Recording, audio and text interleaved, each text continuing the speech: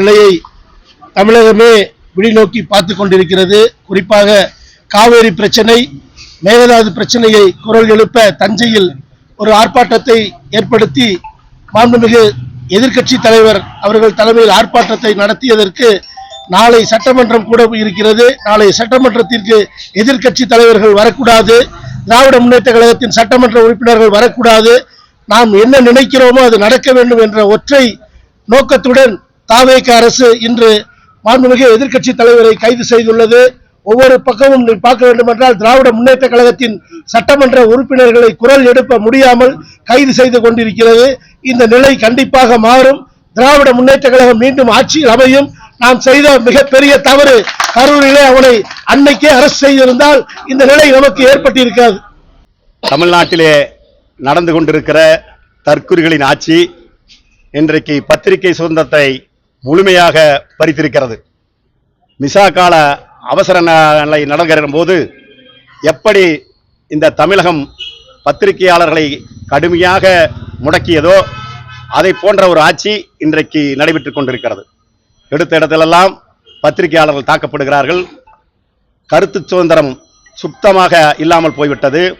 பேசுகிற அரசாங்கத்தை சுட்டிக்காட்டி பேசுகிற எந்த அரசியல்வாதிகளாக இருந்தாலும், எந்த யூடியூபராக இருந்தாலும் கைது செய்யப்படுகிறார்கள், தாக்கப்படுகிறார்கள்.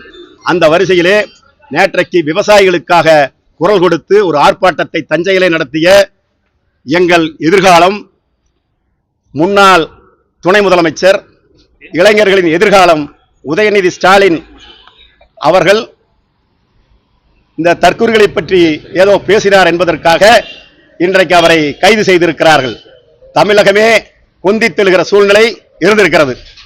நாங்கள் இன்றைக்கு இங்கே ஒரு 50 பேர் ஆர்ப்பாட்டத்திலே முந்திக்கொண்டு கைது செய்யப்பட்டிருக்கிறோம் என்று சொன்னால் இன்னும் எங்கள் தோழர்கள் வருவதற்கு நேரமாகிக் கொண்டிருக்கிறது. அதனால் நாங்கள் இப்பொழுது முன்கூட்டி கைது செய்யப்பட்டிருக்கிறோம். தொடர்ந்து ஒவ்வொரு பகுதியிலும் இன்றைக்கு ஆர்ப்பாட்டங்கள் நடைபெறும். தமிழகம் முழுவதும் கொந்தளித்து எழும். விசாரணைக்காக தஞ்சைக்கு கூட்டி சென்றிருக்கிறார்கள். எத்தனை கைதிகளை இப்படி கூட்டி சென்றிருப்பார்கள்? இங்கே அமைச்சராக இருப்பவர்கள் அத்தனை பேரும் குற்றவாளிகள் தான். பாலியல் பிரச்சனையிலே குற்றம் செய்தவன் ஒரு அமைச்சர், போலி லாட்டரி டிக்கெட் விற்பவன் ஒரு அமைச்சர், பொது இடத்திலே பவுடரை தேய்ச்சிக்கொண்டு கஞ்சா போட்டவன் ஒரு அமைச்சர். இன்றைக்கு அப்படிப்பட்டவனெல்லாம் இன்றைக்கு பிளாக் டிக்கெட் வித்தவர்கள் எல்லாம் அமைச்சராக இருக்கிறார்கள்.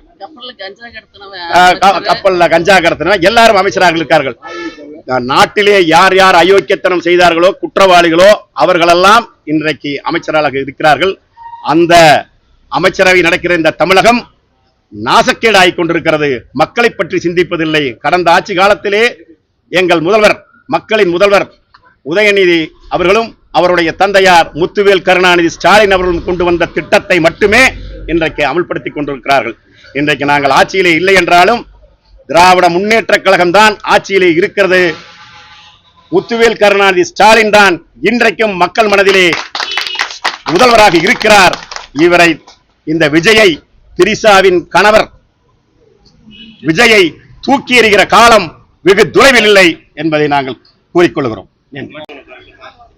மனோகரா திரைப்படத்திலே வசந்த சேனை என்கிற ஒரு பெண் பாத்திரத்துக்காக ஒரு அரசாங்கத்தையே அவர்கள் தூக்கி எறிவார்கள்.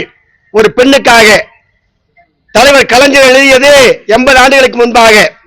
அதுதான் இன்றைக்கு நடைபெற்றுக் கொண்டிருக்கிறது. தமிழக வெற்றி கழகத்துடைய தலைவர் திரு விஜய் அவருடைய அருகாமையில் இருக்கிற அம்மையார் திரிசாவை பற்றி எங்கள் தலைவர் பேசிவிட்டார் என்பதற்காக இன்றைக்கு கைது நடவடிக்கை என்பது அந்த காலத்து வசந்த சேனைக்காக தன் அரசவையிலே கொடூரமாக நடந்த அந்த மன்னனை போலத்தான் இன்றைக்கு திமுகவுடைய முதலமைச்சராக இருக்கிற விஜய் அவர்கள் செய்து கொண்டிருக்கிறார்கள். இவர் ஒன்றும் மிக பெரும்பான்மையிலே ஆட்சிக்கு வரவில்லை. மைனாரிட்டி சர்க்கார் நடத்தி கொண்டிருக்கிறார். இந்த நாட்கள் எண்ணப்பட்டுக் கொண்டிருக்கிறது.